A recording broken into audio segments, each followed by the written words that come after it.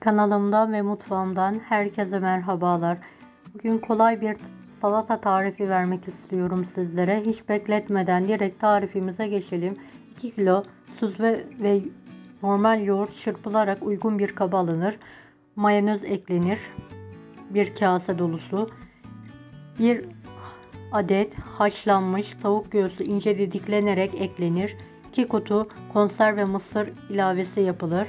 1 kutu ince doğranmış kornişon turşu, 1 adet göbek marul ince doğranarak eklenir bu karışıma ve tüm malzemeler karışana kadar karıştırılır. Gün sofralarınıza, kalabalık misafirlerinize yapabileceğiniz lezzetli, kolay bir salata tarifi. Mutlaka sizler de sevdiklerinize yaparak ikram ediniz. Hem bereketli hem de güzel bir tariftir.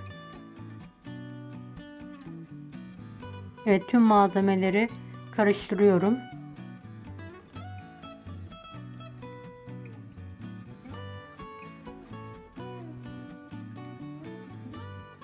Marulu 2 aşamada ekledim ve tüm malzemeleri karıştırıyorum.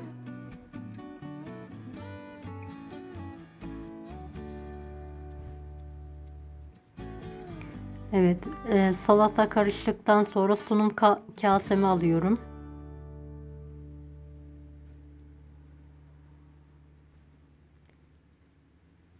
Videomu bu kısma kadar izlediyseniz yorum kısmına herhangi bir emoji bırakırsanız bana destek olmak için sevinirim.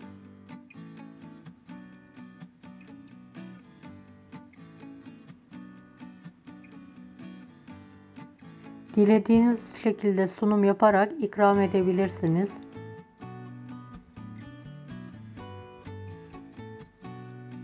Hem doyurucu hem de lezzetli bir salata.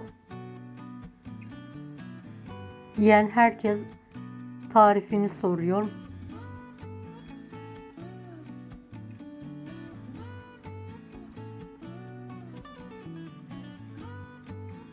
Evet, kalan salatamı diğer sunum kaseme alarak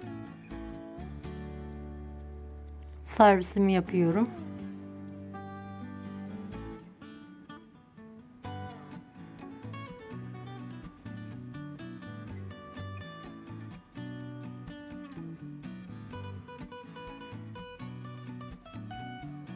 Kenarlarına patates cipsi ile renk katıyorum sunum kaseme.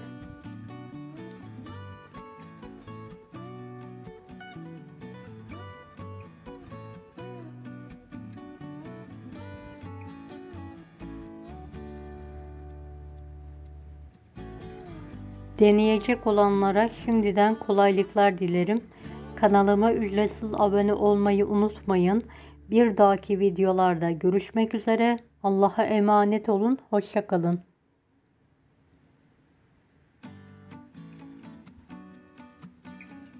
Daha farklı salata tarifleri için bunları da izlemeyi unutmayınız.